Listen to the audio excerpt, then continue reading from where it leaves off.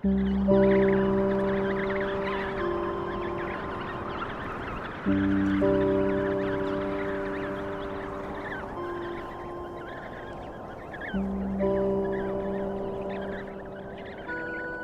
ujung paling selatan planet Bumi, terdapat sebuah dunia yang seolah tidak dicipta untuk kehidupan.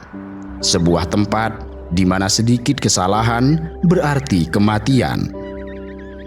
Kendati demikian, di sini penguin kaisar menjalani kehidupan mereka dengan perkasa dan berani. Setiap tahun, mereka melakukan perjalanan besar menuju daratan es yang sangat jauh dari lautan untuk melanjutkan siklus kehidupan. Dan setiap tahun pula, generasi baru lahir di tengah badai salju, diapit oleh dua sosok tua yang mengorbankan segalanya demi kelangsungan hidup anak mereka. Di wilayah Antartika, musim kawin penguin kaisar justru dimulai saat musim dingin mulai menggigit. Bagi makhluk lain, ini terdengar sangat gila. Tetapi bagi penguin, ini adalah strategi hidup yang telah diwariskan selama jutaan tahun dari generasi ke generasi. Mereka memiliki alasan sederhana tetapi sangat cerdas, bahwa jika mereka bertelur di akhir musim dingin, maka anak-anak mereka akan cukup besar serta kuat untuk bertahan hidup ketika tiba musim panas, saat es mulai mencair dan laut menyediakan makanan yang berlimpah. Dan ini artinya mereka harus memulai proses perkawinan saat cuaca paling buruk, demi memberi peluang yang terbaik bagi generasi berikutnya. Itulah mengapa setiap tahun penguin kaisar melakukan perjalanan jauh dari laut menuju lokasi kawin yang sama, meskipun rute mereka melewati lautan es yang terus berubah bentuk akibat angin dan arus. Para ilmuwan menduga bahwa para penguin itu mengandalkan kombinasi ingatan visual, orientasi terhadap medan magnet bumi, dan posisi matahari atau bintang. Kemampuan navigasi ini membuat mereka mampu kembali tepat ke tempat yang sama di Antartika yang luas, bahkan setelah berbulan-bulan serta ratusan kilometer perjalanan. Ketika suhu mulai turun dan siang hari semakin singkat, penguin kaisar bergegas meninggalkan laut yang merupakan ladang makanan utama mereka dan memulai perjalanan ke daratan es yang jauh di pedalaman. Jarak perjalanan ini bisa mencapai 100 km dari tepi laut. Perjalanan ini dilakukan dengan berjalan kaki atau meluncur di atas perut mereka sambil mendorong dengan sirip dan kaki, sebuah teknik yang disebut sebagai tobogganing. Dalam perjalanan ini, badai salju, suhu ekstrim dan hembusan angin yang bisa mencapai lebih 150 km per jam menjadi tantangan sehari-hari. Namun, ribuan penguin itu terus bergerak dengan gagah, mengikuti naluri kuno yang membawa mereka ke lokasi kawin yang sama setiap tahun, sebuah daratan es yang kokoh serta jauh dari ancaman gelombang laut dan pecahan es. Ketika akhirnya mereka tiba di lokasi, suasana hamparan es yang semula sepi mendadak menjadi hidup. Ribuan penguin saling bersuara dengan panggilan unik mereka. Setiap individu memiliki tanda suara yang khas, sebuah sistem identifikasi alami yang akan sangat berguna nanti ketika mencari pasangan atau anak di tengah lautan penguin yang seragam. Dan inilah saatnya pencarian pasangan dimulai. Penguin tidak mengenal pertarungan mematikan atau perebutan wilayah seperti pada banyak burung atau mamalia lain. Penguin kaisar justru memikat calon pasangan melalui gerakan tubuh dan nyanyian yang khas. Biasanya, pejantan akan berdiri tegak, mengangkat kepalanya, dan mengeluarkan serangkaian panggilan nyaring yang bergema di tengah udara yang sangat dingin. Ia menggerakkan sayapnya perlahan, seakan menari mengikuti irama hatinya sendiri. Lalu betina yang tertarik akan mendekat, untuk kemudian keduanya berdiri saling berhadapan, menyentuhkan paruh, dan terkadang saling membungkuk. Hubungan penguin jantan dan betina bersifat monogami musiman. Artinya, pasangan itu akan tetap bersama selama musim kawin dan membesarkan anak bersama. Namun pada tahun berikutnya, mereka bisa memilih pasangan baru. Kendati demikian, ada sebagian kecil pasangan yang memilih tetap bersama selama beberapa musim berturut-turut. Sebuah tanda adanya ikatan emosional yang kuat daripada sekedar naluri reproduksi. Usai proses perkawinan, betina akan menghasilkan satu telur. Telur ini memiliki ukuran besar dengan panjang sekitar 12 cm dan berat hampir setengah kilogram. Uniknya, tidak seperti burung lain yang membuat sarang, penguin tidak memiliki bahan untuk membangun sarang di atas es. Sebagai gantinya, mereka memindahkan telur ke atas kaki, menutupinya dengan lipatan kulit berbulunya yang hangat yang disebut sebagai brood pouch.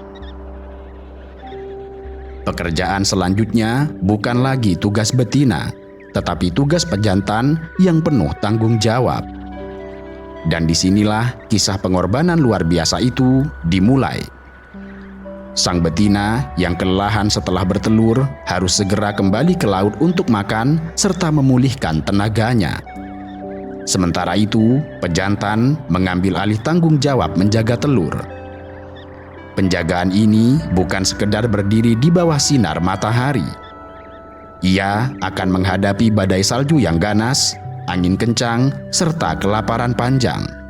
Tanpa makan dan tanpa bergerak jauh, hanya berdiri di sana, mengerami kehidupan baru yang terdapat di dalam cangkang. Sejak saat itu, pejantan mulai berpuasa. Ia mengandalkan cadangan lemak yang sudah disimpan sejak musim panas sebelumnya. Selama kurang lebih 65 hari, ia tidak akan makan sama sekali. Energi mereka hanya dipakai untuk bertahan hidup dan menjaga suhu telur tetap hangat. Dalam kondisi ini, tubuh pejantan akan menyusut dengan perlahan. Seekor pejantan yang semula berbobot 38 hingga 40 kg bisa kehilangan hampir setengah berat tubuhnya hingga hanya tersisa 20 kg menjelang akhir masa pengeraman. Kendati demikian, mereka tetap bertahan karena kegagalan menjaga telur berarti berakhirnya harapan generasi berikutnya.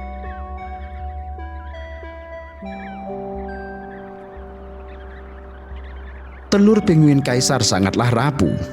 Jika telur itu jatuh ke es yang beku hanya dalam waktu beberapa menit saja, embrio di dalamnya akan mati.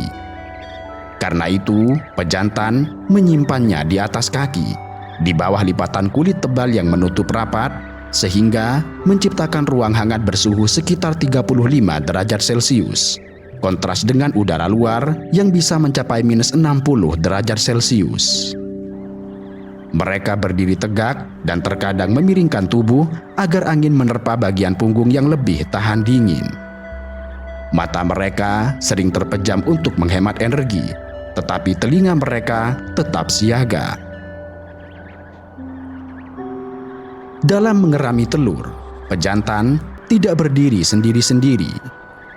Di tengah hamparan es Antartika, koloni penguin kaisar tampak seperti pulau kehidupan di antara lautan beku. Ribuan individu berkumpul, saling menempel sedekat mungkin, membentuk massa yang bergerak perlahan mengikuti irama alam. Penguin kaisar membentuk formasi rapat yang disebut sebagai huddle. Disinilah rahasia ketahanan mereka tersimpan, bukan pada kekuatan individu, tetapi pada kekuatan kebersamaan. Saat membentuk formasi huddle, bagian paling luar jelas akan menerima terpaan angin lebih banyak, sementara bagian dalam akan lebih terlindungi. Tetapi yang menarik, formasi ini bukan sekedar kumpulan acak. Mereka berganti posisi secara teratur. Yang berada di luar perlahan bergerak masuk, sementara yang berada di dalam bergerak keluar untuk memberi kesempatan yang lain merasakan kehangatan inti kelompok. Dalam formasi ini, tidak ada pinguin yang menetap di posisi paling aman terlalu lama, dan hal ini mencipta sebuah bentuk keadilan alami yang menjaga semua anggota tetap hidup.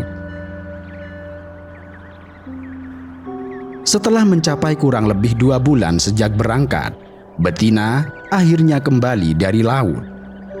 Perut mereka dipenuhi dengan makanan yang telah mereka simpan di dalam tembolok untuk diberikan kepada anaknya yang belum menetas.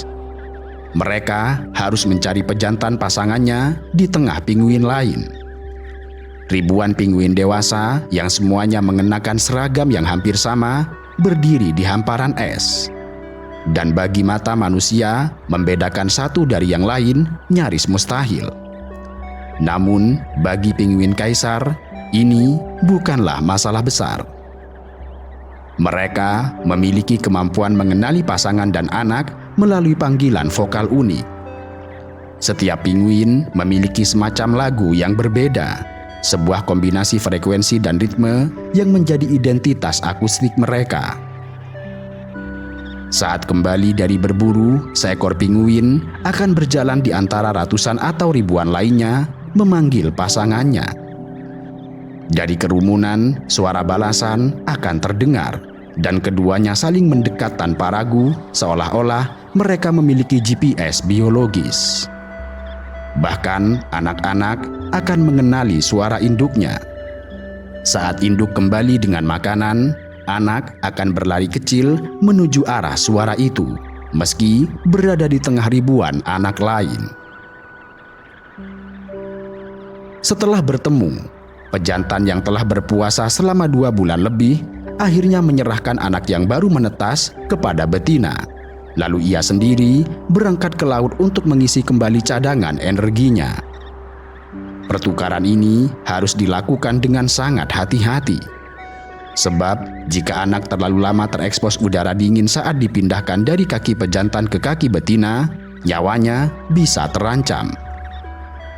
Itulah mengapa mereka melakukannya dengan cepat dan sinkron, seolah sudah terlatih sepanjang hidup.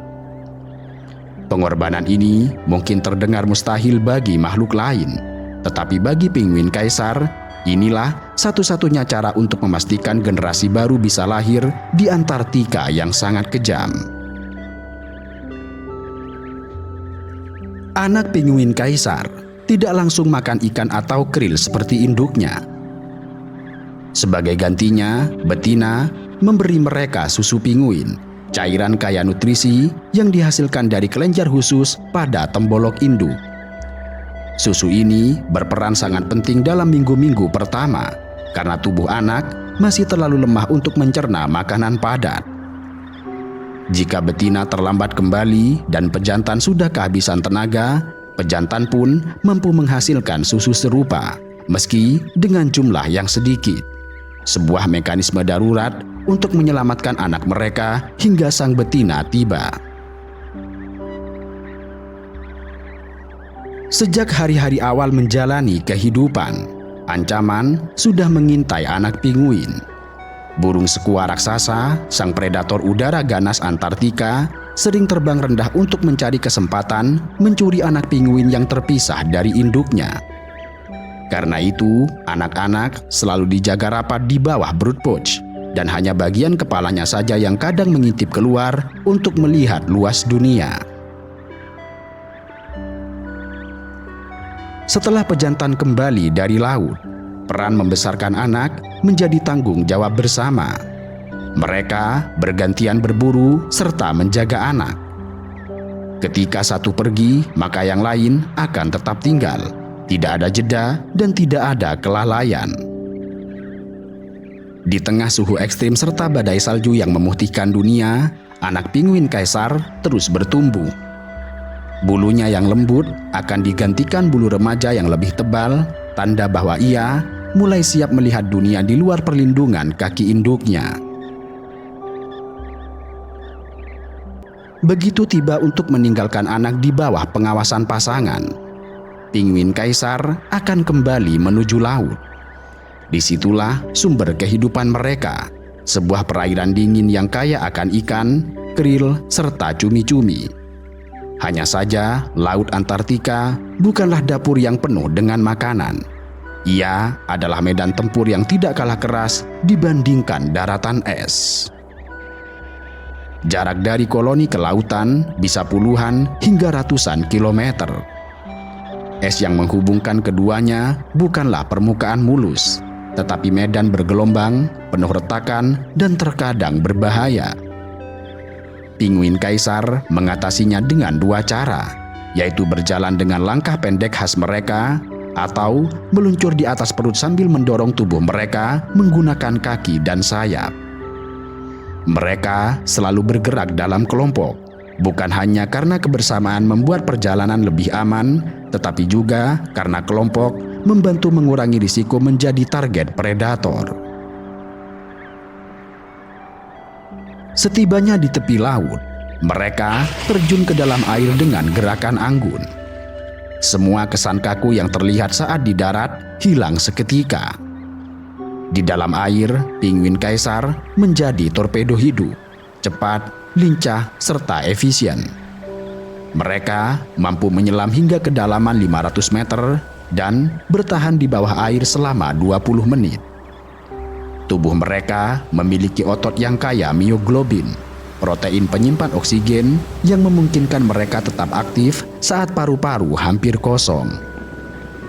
Selain itu, mereka dapat memperlambat detak jantung hingga 15 denyut per menit selama menyelam, yang hal ini dapat menghemat energi untuk organ vital saja.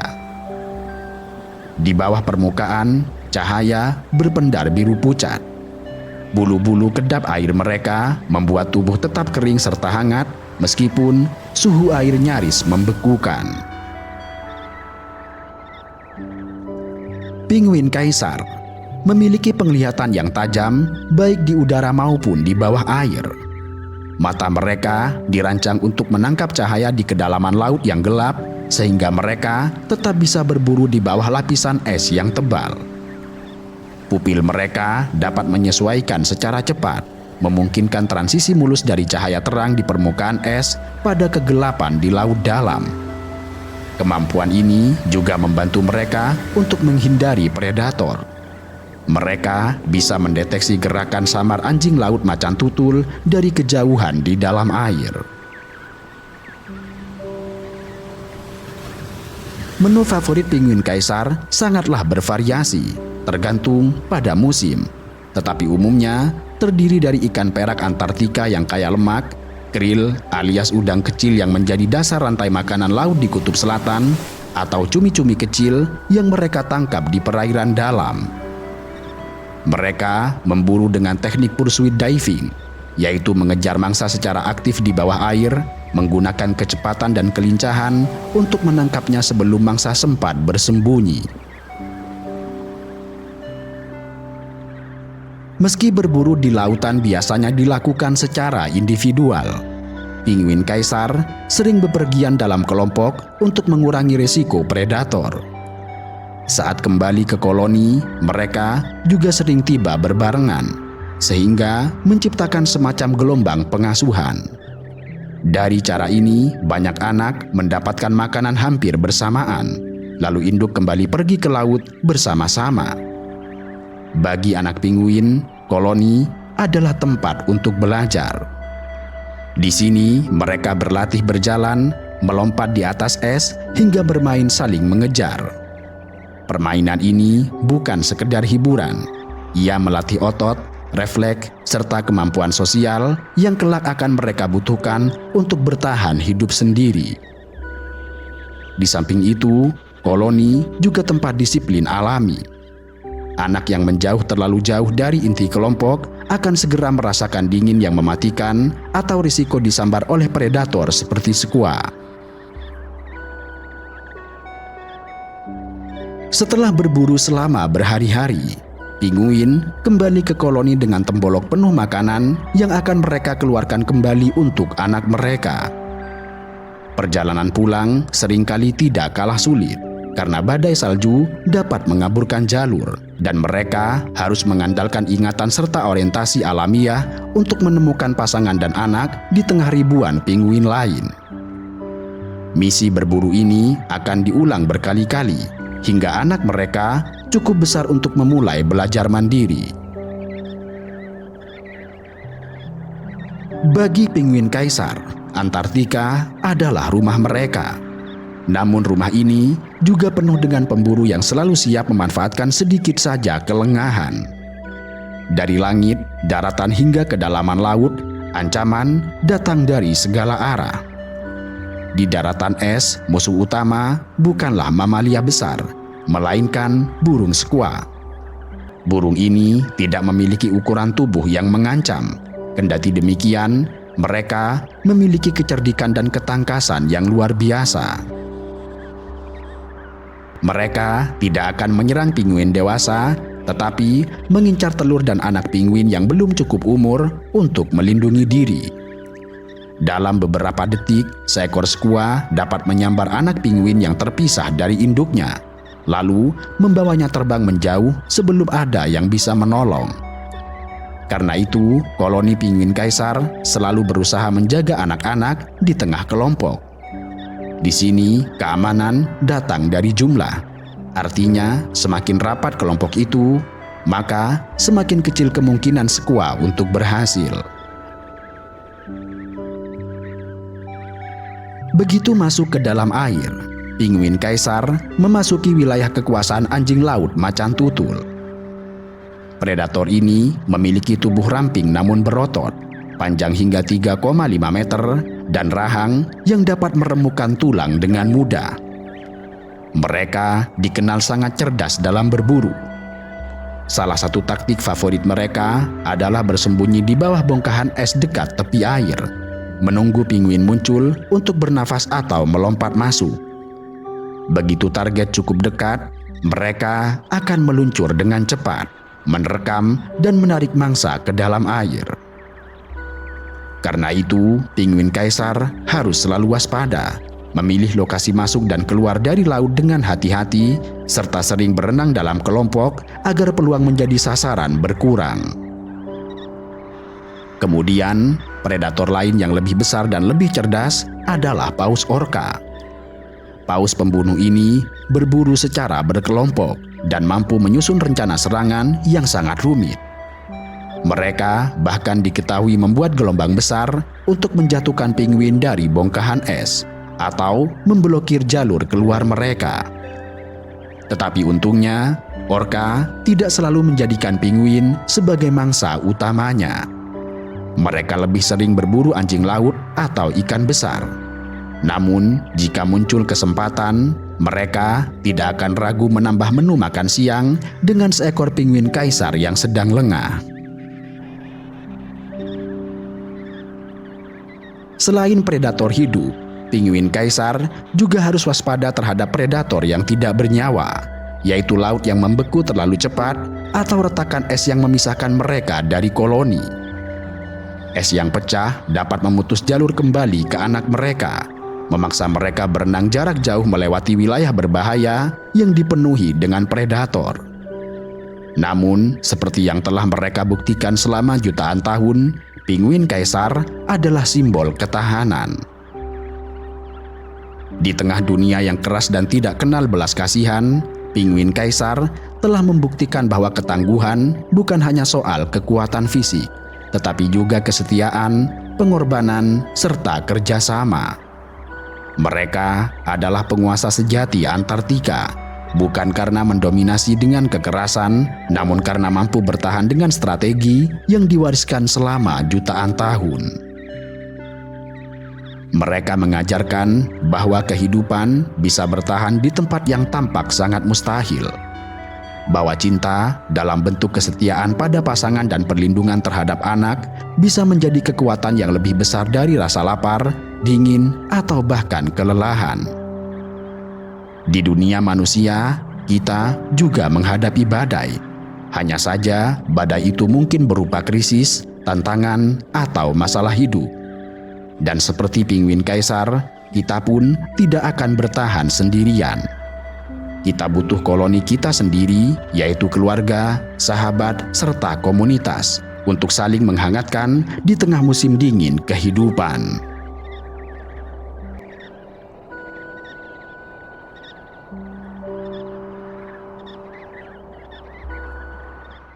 Hura!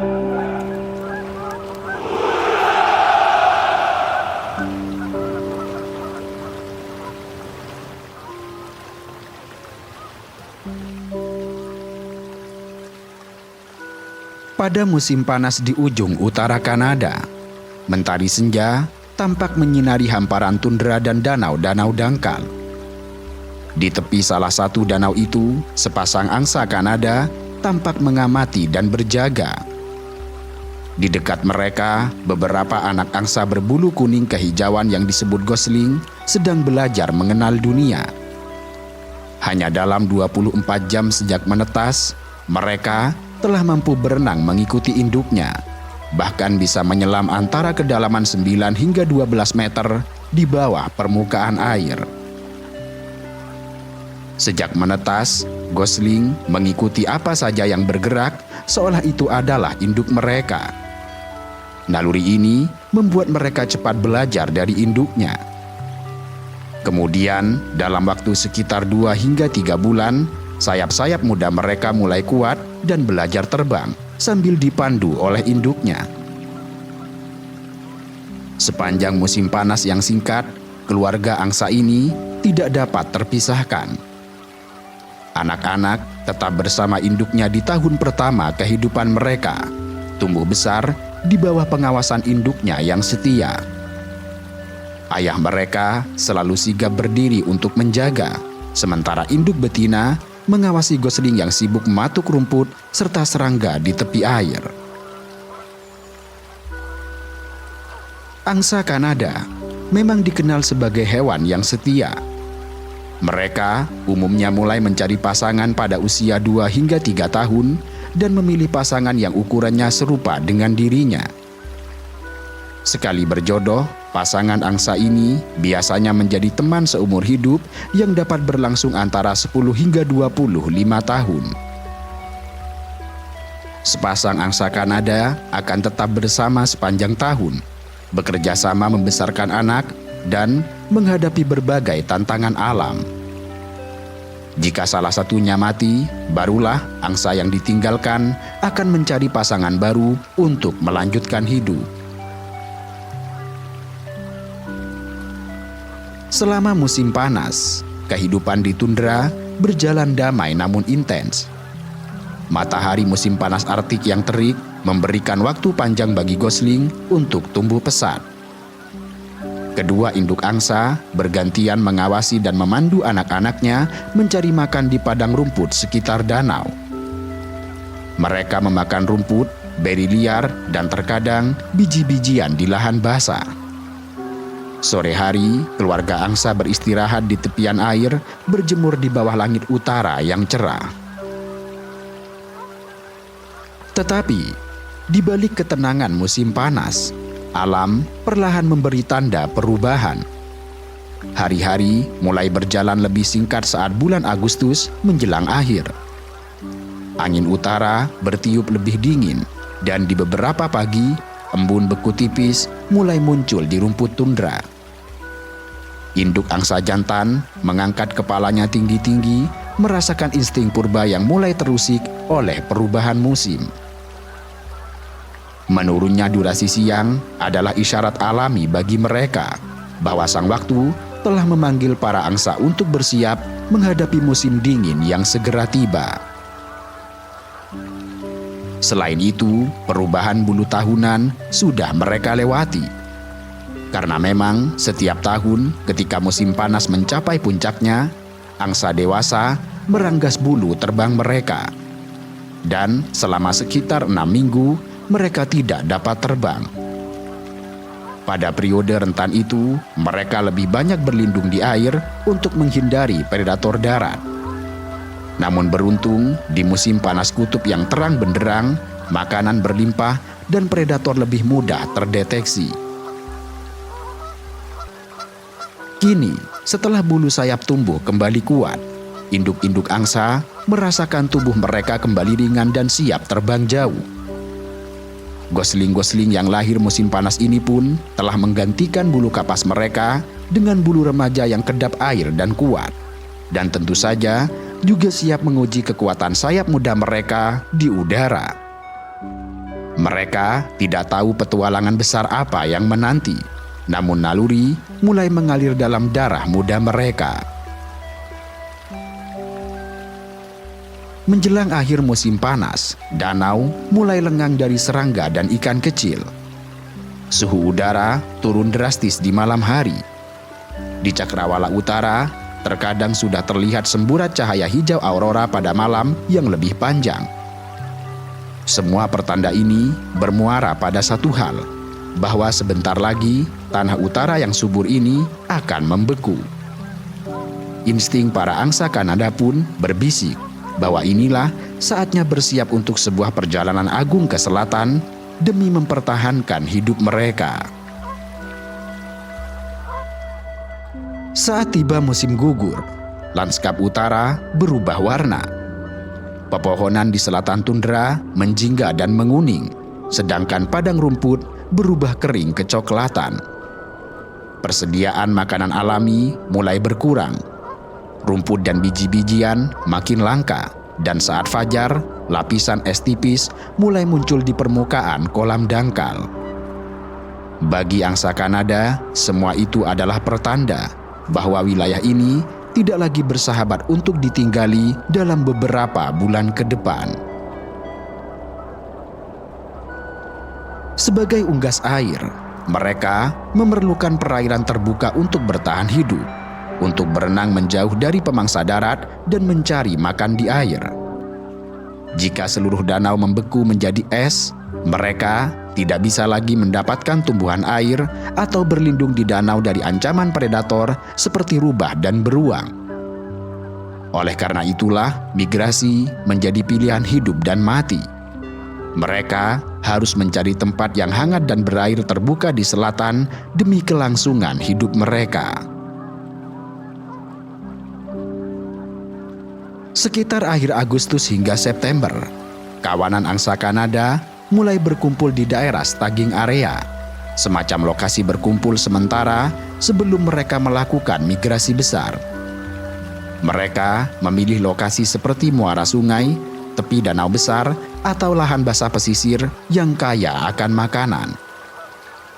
Tadinya, sepanjang musim panas, mereka terpencar menjaga wilayah sarang masing-masing. Namun kini, naluri sosial mereka telah bangkit.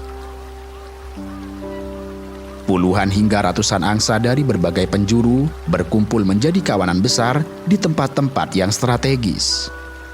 Di pantai utara, angsa-angsa dari subspesies utara mulai berbondong-bondong datang. Demikian pula di sekitar Teluk Hudson dan Teluk James di Kanada. Maka suasana yang tadinya sepi berubah riuh oleh suara-suara angsa. Di suatu senja bulan September, di tepi sebuah laguna dangkal yang mulai berkabut, terdengar keributan meriah kawanan angsa. Ratusan angsa memenuhi area itu, merumput di padang sekitar dan mencari sisa-sisa biji gandum. Selama beberapa hari terakhir, mereka semua yang telah hadir melahap sebanyak mungkin makanan, mulai dari rumput, gandum, hingga beri liar, untuk mengisi cadangan lemak di tubuh mereka sebagai bekal energi untuk perjalanan panjang. Induk-induk angsa tampak lebih sigap dan sering mengeluarkan suara nyaring, seolah mereka sedang berdiskusi dengan sesamanya. Keluarga-keluarga angsa tetap berdekatan. Pasangan angsa dewasa menjaga gosling remaja mereka agar tidak terpisah di keramaian kawanan itu. Bagi gosling yang baru pertama kali ikut migrasi, pemandangan ini tentu sangat menakjubkan, di mana begitu banyak angsa sebangsanya berkumpul dengan satu tujuan. Ketika hari semakin pendek dan angin utara makin menggigit, panggilan migrasi telah mencapai puncaknya. Pada suatu pagi yang dingin, permukaan air laguna mulai membeku tipis. Angsa-angsa itu tampak gelisah dan mereka tahu bahwa inilah saatnya. Dengan kompak, mereka mulai bergerak ke tepi air, mengepakkan sayap seolah pemanasan. Suara gaduh kian menjadi saat para angsa memanggil satu sama lain dengan teriakan hong bertalu-talu. Beberapa angsa tampak mendorongkan paruh ke langit berulang kali, sebuah pertanda yang ditunggu-tunggu. Lalu tiba-tiba seekor angsa jantan dewasa membuka sayapnya lebar-lebar dan melompat berlari di atas air, diikuti oleh belasan kemudian ratusan angsa lainnya. Dengan kepakan sayap yang berat namun anggun, kawanan besar angsa Kanada mengudara meninggalkan permukaan air, memulai babak pertama migrasi akbar ke selatan. Kawanan yang terdiri dari beberapa keluarga dan individu muda itu kini menyatu menjadi formasi terbang yang longgar. Sekitar 30 hingga 100 ekor angsa tergabung dalam kelompok migrasi ini. Udara dipenuhi gema suara mereka. Bagi makhluk lain di daratan, ini ibarat parade megah di langit, di mana deretan angsa terbang rendah melintasi cakrawala utara, membawa serta harapan akan tujuan baru yang lebih hangat. Mereka meninggalkan tanah kelahiran yang beku dengan satu tekad, yaitu menemukan tempat di mana air masih cair dan makanan berlimpah, hingga musim semi memanggil mereka untuk pulang. Beberapa menit setelah lepas landas, kawanan angsa Kanada mulai mengatur posisi terbang membentuk formasi huruf V yang khas. Formasi ini bukanlah kebetulan, sebab inilah strategi cerdas untuk menghemat energi terbang. Tiap angsa berusaha terbang sedikit di belakang dan di sisi angsa di depannya, dengan posisi agak lebih tinggi. Dengan cara ini, setiap angsa memanfaatkan aliran udara dari kepakan sayap kawanan di depannya. Burung di depan bertindak seperti pemecah angin, menciptakan ruang udara bertekanan lebih rendah di belakangnya, sehingga angsa di belakang mendapat efek lift atau gaya angkat ekstra. Dan hasilnya, terbang menjadi tidak terlalu melelahkan bagi yang mengekor di belakang. Penelitian menunjukkan bahwa terbang dalam formasi V memungkinkan kawanan angsa terbang hingga 71% lebih jauh dibanding jika terbang sendiri-sendiri dengan energi yang sama. Dan tentu saja, ini merupakan keuntungan besar saat menempuh jarak ribuan kilometer. Sang pemimpin di depan memang menanggung beban angin paling besar, sehingga ia akan lebih cepat lelah. Kendati demikian, angsa adalah ahli bekerja sama. Begitu angsa terdepan merasa lelah, ia akan menggeser posisinya ke belakang, dan angsa lain segera maju menggantikan posisi terdepan. Pergiliran ini terjadi berulang-ulang di sepanjang penerbangan, dan terkadang disertai teriakan hong seakan memberi semangat satu sama lain. Hura!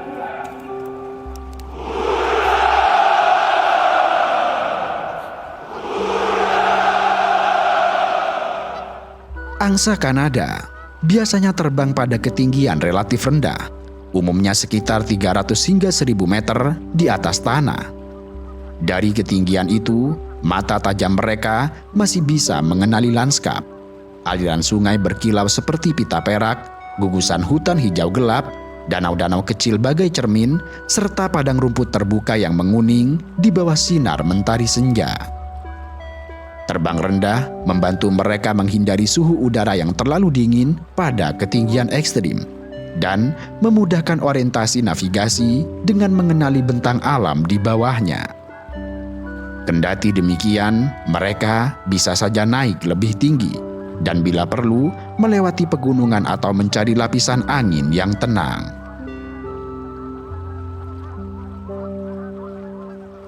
Kecepatan terbang kawanan ini cukup mengesankan.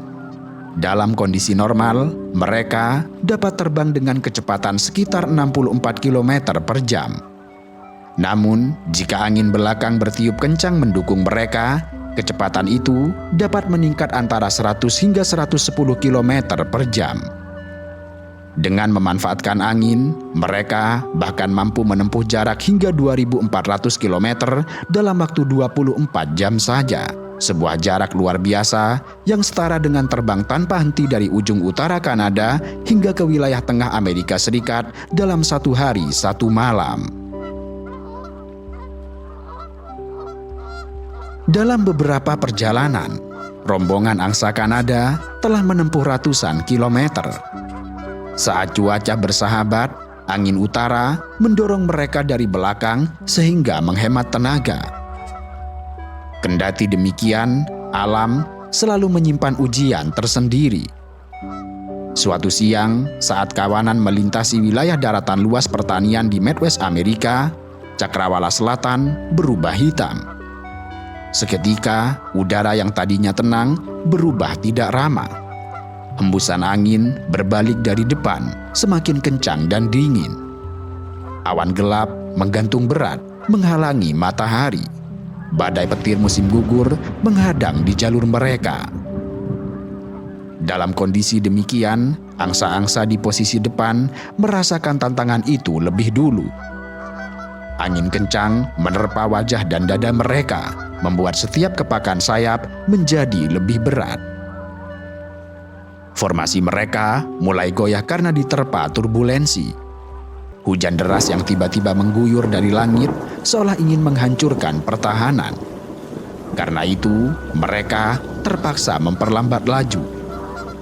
Mereka mengerahkan tenaga ekstra hanya untuk tetap terbang di tempat, melawan hembusan angin yang seperti menolak mereka maju. Namun, berkat pengalaman dan ketangguhan, mereka selalu menemukan celah untuk mengatasinya. Angsa Kanada memiliki bulu yang kedap air sehingga membantu menahan air hujan, dan lapisan lemak di bawah kulit mereka menjadi insulin melawan dingin. Sambil terus mengeluarkan teriakan koordinasi, kawanan ini berusaha menembus tepian badai. Situasi seperti ini bisa sangat berbahaya. Badai besar dapat meniup burung ratusan kilometer keluar jalur migrasi atau memaksa mereka mendarat darurat di tempat asing. Para tetua dalam kawanan seakan tahu risiko ini. Karena itu, pemimpin formasi akhirnya memutuskan untuk mengubah arah. Dengan manuver melingkar perlahan, formasi V pecah menjadi kelompok yang lebih kecil. Kemudian, semuanya berbalik arah ke utara sementara. Langkah mundur ini perlu dilakukan agar mereka bisa mencari tempat aman untuk berteduh. Sebab terkadang migrasi bukanlah garis lurus. Ketika cuaca buruk menghadang, angsa Kanada dikenal dapat berbalik arah atau mundur sementara ke utara untuk menghindari badai lalu mencoba lagi setelah cuaca kembali baik. Pengalaman melawan badai ini meninggalkan pelajaran penting bagi si Gosling remaja. Ia merasakan langsung bagaimana kawanan mengambil keputusan untuk keselamatan bersama. Migrasi bukan semata soal terbang lurus ke tujuan, tetapi juga soal kebijaksanaan membaca alam. Ada kalanya maju, ada kalanya menepi, dan ada saatnya sabar menunggu angin bersahabat.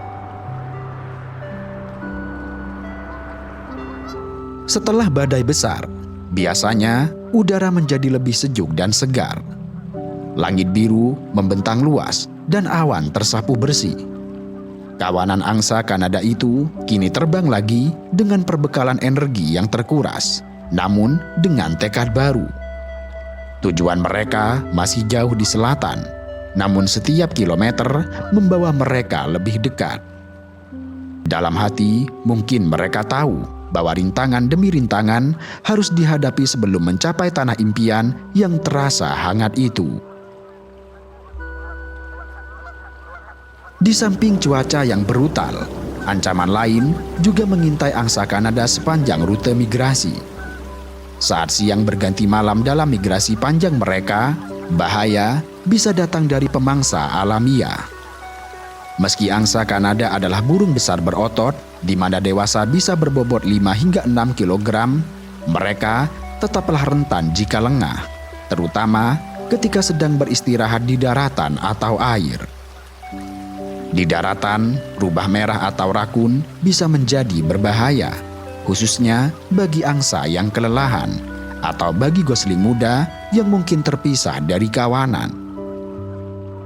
Saat kawanan angsa mendarat di suatu danau sunyi untuk bermalam, biasanya beberapa ekor akan bertindak sebagai penjaga giliran. Sementara itu di udara, predator langit juga ikut mengintai mereka. Elang besar atau elang botak yang menghuni wilayah migrasi bisa saja tergoda mengejar angsa muda atau yang terluka. Dan meski tidak mudah menaklukkan burung sebesar angsa Kanada, predator udara akan mencari individu yang lemah atau tersisih dari kelompok. Karena itu, angsa Kanada selalu berusaha terbang berkelompok rapat. Formasi V, selain menghemat energi mereka, juga mempersulit para predator untuk menarget salah satu tanpa diketahui oleh lainnya. Artinya, kalau ada salah satu anggota yang terluka dan terpaksa mendarat darurat di suatu tempat, maka seringkali pasangan atau kerabatnya akan menemaninya. Dalam dunia angsa, meninggalkan rekan bukanlah pilihan mudah.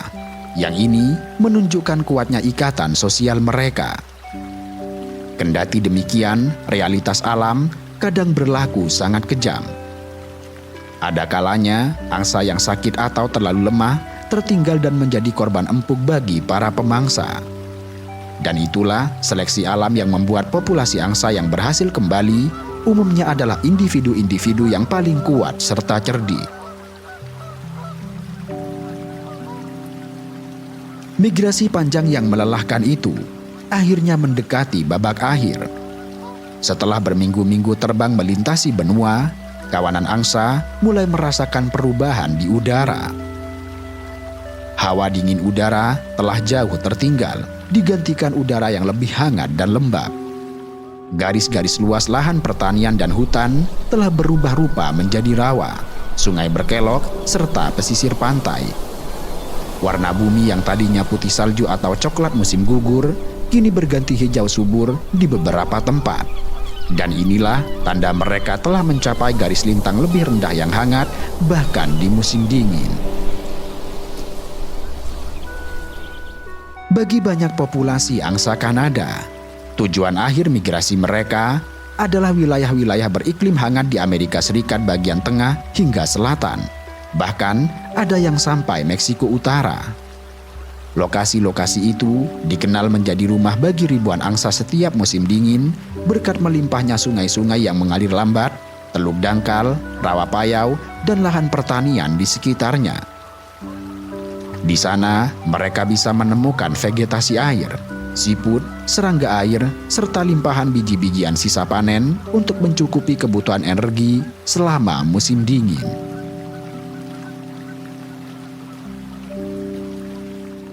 Pada suatu pagi menjelang akhir Oktober, matahari terbit menyambut kawanan angsa ini yang tengah melintasi garis pantai. Dari ketinggian, mereka melihat hamparan air biru tak bertepi, dan itu adalah laut pesisir Atlantik. Mereka mengikuti kontur pantai ke selatan, dan akhirnya tampaklah di bawah mereka sebuah teluk luas dengan garis pantai berlekuk-lekuk. Inilah teluk tujuan mereka. Aroma asin laut bercampur lumpur rawa tercium samar di hidung mereka, di mana suasana udara yang lebih hangat memberikan kenyamanan setelah perjalanan dingin sebelumnya. Selama bulan-bulan musim dingin di tempat perantauan ini, angsa Kanada menjalani kehidupan sehari-hari dengan pola yang teratur. Pagi hari, begitu matahari terbit di ufuk timur, kawanan angsa akan berangkat menuju area makan. Mereka terbagi dalam kelompok-kelompok lebih kecil dan seringkali masih bersama unit keluarga masing-masing, terbang menuju padang rumput atau ladang. Menjelang tengah hari, setelah perut kenyang, banyak angsa kembali ke air untuk berenang dan beristirahat. Anak-anak angsa yang kini mendekati umur 1 tahun menghabiskan waktu bermain di air, melatih otot-otot sayap serta leher mereka.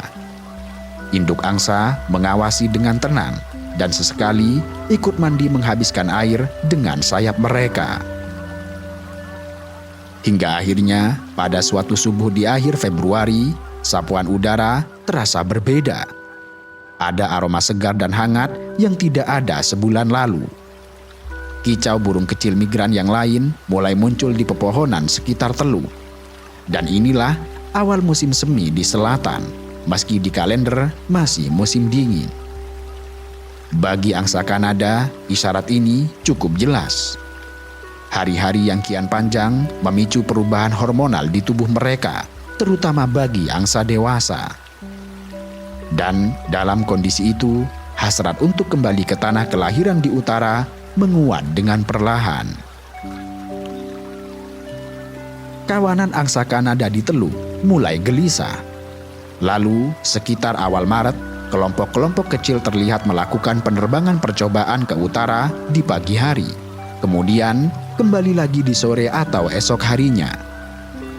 Mungkin seperti sedang mengecek kondisi di utara atau menunggu teman-teman lainnya telah siap. Fenomena ini jamak terjadi. Beberapa rombongan kecil akan pergi lebih dulu, namun yang lain masih menunggu waktu yang sangat tepat. Sementara itu, salju di utara sana mulai mencair seiring garis musim semi bergerak naik, dan angsa biasanya mengikuti garis leleh salju itu. Artinya, mereka bergerak ke utara kira-kira secepat salju mencair dan suhu rata-rata harian mencapai sekitar 2 derajat.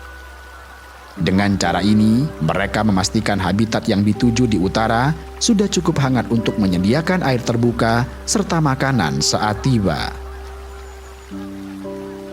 Maka, pada pagi yang cerah dengan angin sepoi dari selatan, kawanan angsa Kanada mengulangi ritual yang pernah dilakukan di musim gugur, yaitu mereka berkumpul, ribut saling memanggil, lalu mengudara bergerombol meninggalkan tanah musim dingin.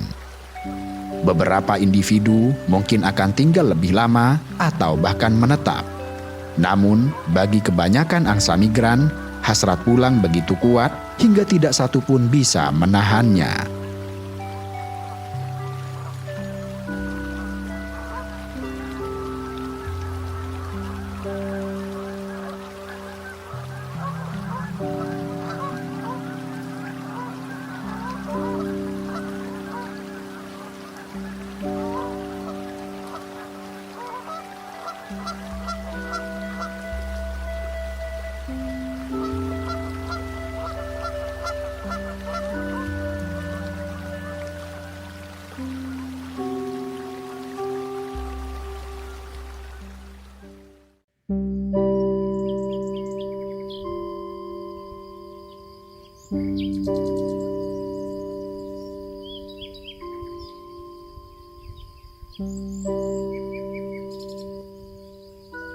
Perlahan tapi pasti, apa yang pernah dianggap istimewa selalu berada di bawah ancaman untuk pudar.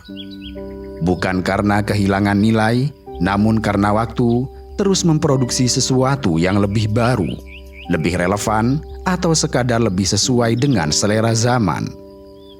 Dari situ lahir semacam hukum tidak tertulis, bahwa tidak ada keistimewaan yang kebal terhadap usia. Waktu tidak pernah berusaha menjaga sesuatu tetap jaya. Justru, ia bekerja dengan cara sebaliknya. Mengikis, mengganti, dan menyusun ulang sebuah makna. Dalam logika waktu, keabadian adalah ilusi, sementara perubahan adalah satu-satunya kepastian. Maka, apa yang dulu dipuji sebagai manis, pelan-pelan ia dapat terasa usang, atau bahkan terasa sangat menjengkelkan. Dan itulah yang terjadi pada merpati, hewan canggih yang dipuji, namun akhirnya dikhianati teknologi. Merpati, pernah menjadi infrastruktur komunikasi pertama manusia. Selama ribuan tahun, merpati pos menjadi salah satu teknologi komunikasi tercepat dan tercanggih yang pernah dimiliki peradaban manusia. Pada era ketika telegraf, radio apalagi WhatsApp belum ditemukan, merpati menjadi kurir andalan untuk mengirim kabar penting. Mereka adalah semacam teknologi organik yang menghubungkan kota-kota jauh, mengirim pesan cinta, berita perang, hingga hasil pertandingan olahraga dengan kecepatan yang menakjubkan. Kemampuan navigasi alamiah mereka yang luar biasa memungkinkan merpati selalu pulang menuju rumah, tidak peduli sejauh apapun mereka dilepaskan. Konon, catatan tertua mengenai merpati pos berasal dari masa Mesir kuno sekitar 1200 sebelum Masehi, tepatnya di era Fir'aun Ramses III. Kala itu, merpati digunakan untuk mengirim pesan mengenai tinggi rendahnya banjir sungai Nil antar kota. Bagi peradaban yang bergantung pada siklus banjir sungai, informasi semacam itu sangatlah penting, dan merpati menyediakan diri sebagai sarana pengirim berita yang cepat serta sangat andal. Dari langit Mesir, teknologi pos udara ini kemudian menyebar ke berbagai belahan dunia. Di Asia, beragam kekaisaran besar seperti dinasti Han di negara Cina juga disebut-sebut memanfaatkan merpati pos untuk menghubungkan wilayah mereka yang sangat luas. Dan konon, Genghis Khan yang dikenal sangat bengis juga memakai jasa merpati untuk menjaga komunikasi cepat di sepanjang jalur sutra. Keunggulan merpati sebagai kurir tidak hanya digunakan di masa damai, tetapi juga diuji dalam kancah peperangan paling sengit. Sejak senapan mesin belum ditemukan hingga era perang modern, merpati pos telah menyelamatkan tidak terhitung nyawa prajurit melalui pesan-pesan darurat yang mereka bawa menembus desing peluru. Di medan perang, ketika jalur komunikasi lain terputus atau terlalu berbahaya, pasukan seringkali mengandalkan merpati kurir sebagai harapan yang terakhir. Selama Perang Dunia I yang berlangsung dari tahun 1914 hingga 1918, teknologi komunikasi radio masih terbatas serta rentan disadap musuh, sedangkan kabel telegraf bisa mudah diputus di zona perang. Karena itu, semua pihak, baik Entente maupun Blok Sentral, sama-sama memelihara pasukan merpati. Diperkirakan ratusan ribu merpati pos dikerahkan di parit-parit selama Perang Dunia I. Mereka mengantarkan pesan antar markas dan pasukan di garis depan, dan seringkali terbang melintasi hujan peluru dan gas beracun. Angkatan Darat Perancis mengoperasikan sekitar 72 kandang merpati bergerak di front barat saat pertempuran Marne pertama. Inggris, Jerman hingga Amerika Serikat juga memiliki pasukan merpati di kesatuan sinyal mereka. Dan hebatnya, tingkat keberhasilan misi merpati selama Perang Dunia I tercatat sangat tinggi. Beberapa sumber menyebut keberhasilan mereka mencapai sekitar 95%. Ini berarti di tengah kekacauan perang parit sekalipun, sebanyak 19 dari 20 merpati berhasil pulang membawa kabar. Dan dengan demikian, para merpati ini bukan sekadar burung pengantar pesan. Mereka adalah pahlawan perang yang berjasa menyelamatkan banyak nyawa. Memasuki Perang Dunia II, merpati kembali memegang peran vital. Kendatipun saat itu, teknologi radio sudah lebih maju. Alasannya, komunikasi radio bisa terblokir atau terdeteksi oleh musuh, sementara merpati bekerja senyap tanpa jejak elektromagnetik. Pemerintah Inggris membentuk National Pigeon Service, merekrut lebih dari 200.000 merpati dari para pehobi untuk tugas militer. Balap merpati bahkan dihentikan selama perang, dan Inggris sempat mengambil langkah yang sangat ekstrim, di mana burung-burung pemangsa seperti elang dan alap-alap di sekitar pantai Britania dikendalikan populasinya agar tidak memangsa merpati kurir yang membawa pesan vital bagi pertahanan. Unit merpati diterjunkan di berbagai front, mulai dari Eropa Barat, Italia, Afrika Utara, India, hingga Asia Pasifik. Amerika Serikat dan Kanada pun melatih merpati dalam kesatuan sinyal mereka. Merpati ditempatkan di kapal, pesawat pengebom, tank, serta pos gerilya. Jika radio rusak atau demi keamanan, merpati dilepas membawa pesan berisi koordinat atau laporan situasi.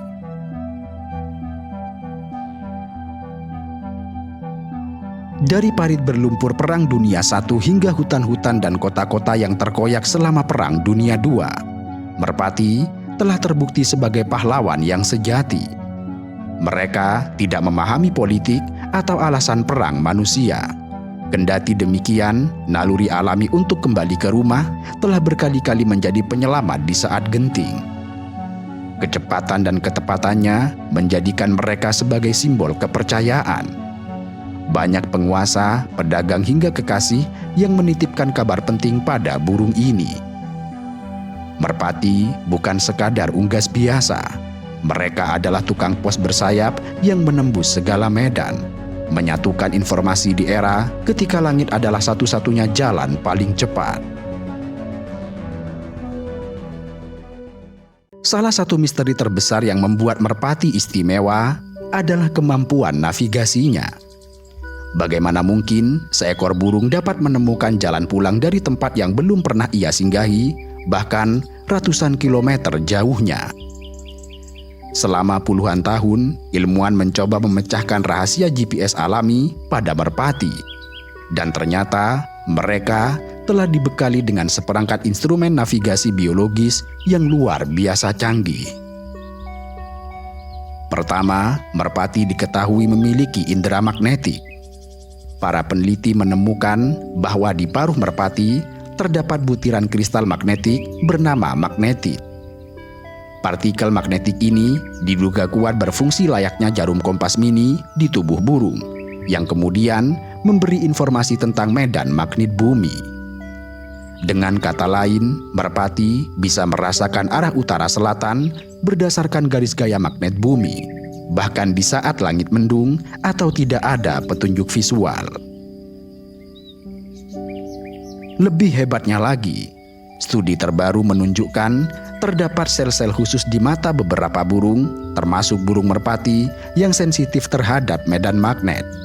Ada teori bahwa merpati bahkan bisa melihat medan magnet dalam bentuk pola atau warna tertentu dalam penglihatannya, yang hal ini memandu mereka menentukan arah. Selain kompas magnetik, merpati juga menggunakan posisi matahari sebagai panduannya. Burung-burung ini memiliki jam biologis internal yang akurat. Dengan mengetahui waktu hari, mereka dapat memperkirakan posisi matahari di langit sebagai penunjuk arah mata angin. Eksperimen klasik menunjukkan bahwa jika jam internal merpati dibingungkan, misal dengan mengubah siklus terang gelap buatan, mereka akan salah mengartikan posisi matahari dan terbang ke arah yang keliru. Dan hal ini membuktikan akan peran kompas matahari dalam navigasi mereka. Instrumen navigasi merpati tidak berhenti sampai di situ. Mereka juga memiliki ingatan tajam serta kemampuan mengenali ciri-ciri geografis. Dalam perjalanan pulang, mereka mengumpulkan semacam peta mental dari lanskap yang dilalui. Gunung, sungai, garis pantai hingga kota-kota besar menjadi tanda alam yang mereka ingat. Merpati yang berpengalaman bahkan menggunakan jalan raya atau rel kereta api sebagai panduan terbang di area dekat tujuan, yang itu berarti mereka seolah membaca peta buatan manusia. Namun, yang paling menakjubkan adalah teori bahwa merpati memanfaatkan bunyi infrasonik untuk memetakan lingkungannya. Suara infrasonik ini ibarat sinyal radio alami yang dipancarkan oleh fitur geografis besar. Merpati diyakini merekam pola infrasonik unik dari daerah rumahnya. Sehingga saat mereka dilepas di lokasi yang jauh, mereka mendengarkan suara latar infrasonik di sekelilingnya dan membandingkannya dengan peta suara rumahnya. Dengan bergerak ke arah di mana sinyal infrasonik rumah semakin kuat, Merpati akhirnya dapat menemukan jalan untuk pulang. Teori ini muncul ketika para ilmuwan mencoba menjelaskan insiden merpati tersesat massal di Inggris pada tahun 1997 yang diduga karena gelombang infrasonik dari lokasi rumah terhalang kondisi atmosfer tertentu pada hari itu. Singkatnya, merpati memiliki sistem navigasi multimodal, mulai dari kompas magnetik di paruh, kompas matahari di otak, peta visual di ingatan, serta radar suara infrasonik di telinga. Kombinasi beragam sensor ini memungkinkan mereka melakukan perjalanan pulang dengan akurasi luar biasa. Betapapun medannya asing atau cuacanya buruk, naluri merpati akan terus mendorong mereka mencari arah untuk menuju sarang. Dan inilah sebabnya dalam situasi genting, manusia mempercayakan pesan penting pada mereka. Selain jago bernavigasi, merpati juga unggul dalam hal kecepatan terbang serta kecerdasan. Rata-rata kecepatan terbang merpati pos yang sedang bertugas berkisar 60 km per jam dalam cuaca tenang. Namun, dengan sedikit bantuan angin belakang, kecepatan mereka dapat melonjak jauh lebih tinggi. Dan dengan kecepatan ini, pesan yang dibawa oleh merpati dapat tiba di tujuan lebih cepat dibandingkan pengiriman kurir apapun di era sebelum telekomunikasi instan. Ironisnya, kemajuan teknologi buatan manusia pada akhirnya mengkhianati para merpati. Penemuan telegraf elektrik oleh Samuel Morse pada abad ke-19 menandai awal kemunduran peran merpati pos. Gelombang elektromagnetik yang merambat secepat kilat tiba-tiba mengalahkan kepakan sayap tercepat sekalipun. Menyusul kemudian telepon, radio hingga internet, semuanya perlahan tapi pasti menggusur merpati dari posisi penting dalam jaringan komunikasi manusia.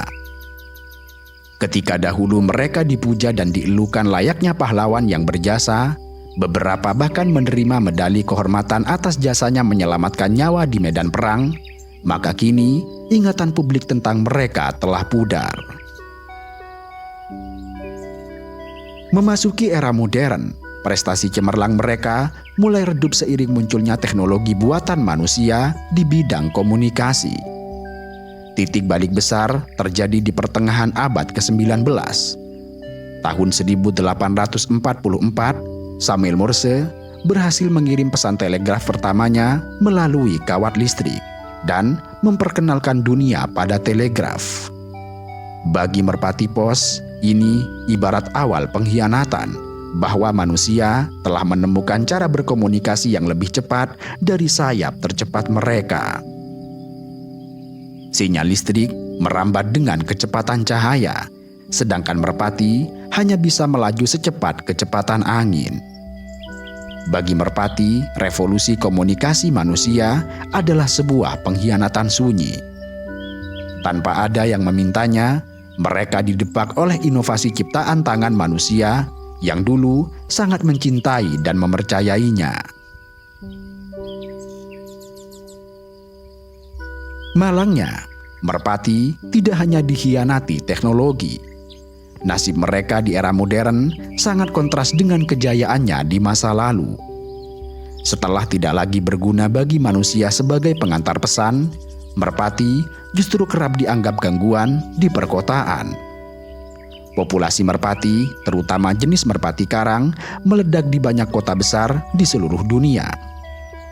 Maklum, merpati adalah spesies yang sangat adaptif.